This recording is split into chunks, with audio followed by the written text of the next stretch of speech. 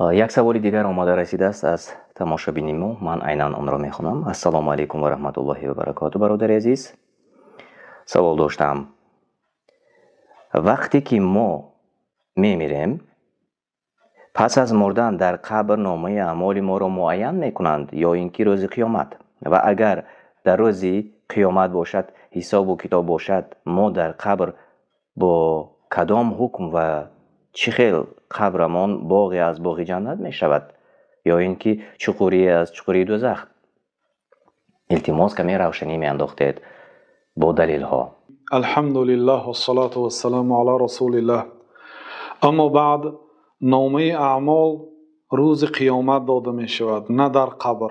الله سبحانه و تعالی در سوره اسراء می فرماید و کل انسان الزمناه طائره فی عنقه و نخرج له یوم القیامة کتابا یلقاه منشورا اقرأ کتابک کفا بنفسک اليوم علیک حسیبا. کردار نیک و بدی هر انسان را همچون طوق به گردنش آویختیم. برای او یک کتاب روز قیامت میبراریم که او را کشاده در مییابد. و این آیت دلالت میکند که کتاب یعنی نامه اعمال روز قیامت داده می شود. و این در سوره کهف الله سبحانه و تعالی میفرماید و وضع الكتاب فترى المجرمین مشفقین مما فیه و یقولون یا ویلتنا ما لهذا الكتاب لا يغادر صغيرة ولا كبيرة إلا أحصاها ووجدوا ما عملوا حاضرا ولا يظلم ربك أحدا. روز قیامت کتاب نامه اعمال مردم را به نزد آنها گذاشته می شود و در آن روز مجرم ها، گناهگاران، کافران را می بینی که از نامه اعمال خود می ترسند و می گویند که وای بر حال ما، این چه کتاب است، این چه دفتری است که یگان گناه کبیره و صغیره ترک نکرده است مگر همه آنها را جمع آوری کرده است. و الله سبحانه و تعالی به کسی ظلم نمی کند، یعنی در پرونده خود کسی چیزی که نکرده است نمی یابد.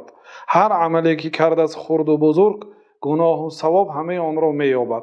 و این آیات ها و دیگر آیات ها دلالت می کند که نامه اعمال روز قیامت داده می شود. بعضی انسان ها با دست راست و بعضی انسان ها با دست چپ، نسأل الله سلامت و العافیه.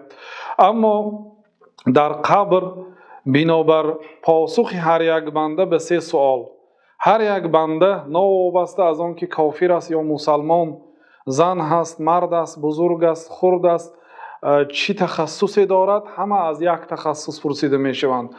پروردگارت کیست؟ دینت چیست؟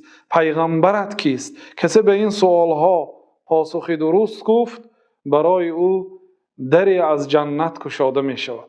از بوی و نسیم فارمی جنت به مشام او آمده می ایستد.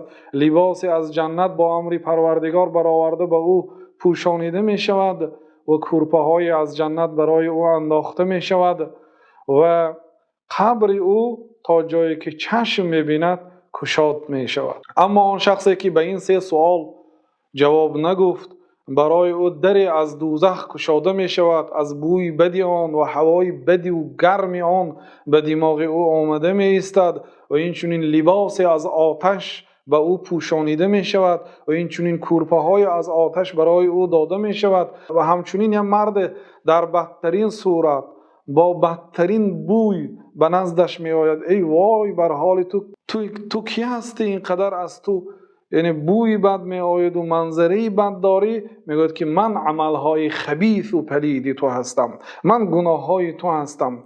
و همین گناه در دیگر روایت آمده است که بر سر او با یک گرز آهنین چنان زده می شود که جناب رسول الله صلی الله علیه و سلم گفتند که لو ضرب بها جبل لصار ترابا، اگر با آن گرز کوهی را زده شود کوه خاک می گردد، گفتند با آن زده می شود. و همین گونه قبر او برای او چنان تنگ می شود که حتی قبرغه هایش به هم دیگر می درآیند. این است جزای آن شخصی که به سوال ها جواب درست گفته نمی تواند. شرط نه که انسان در این دنیا به آن سوال ها جواب داند. کسی به این سوال ها جواب را داند ولی طبق گفته های الله و رسول عمل نکرده باشد، اون جواب دانستنش در دنیا روز قیامت در قبر فایده نمیده، چون که به زبانش نمی بیاید. بنابراین خواهید که به آن سوالها جواب درست گفتتانید، باید در این دنیا به گفته های الله، رسولش و دین مقدس اسلام عمل باید بنمایید. والله تعالی اعلم.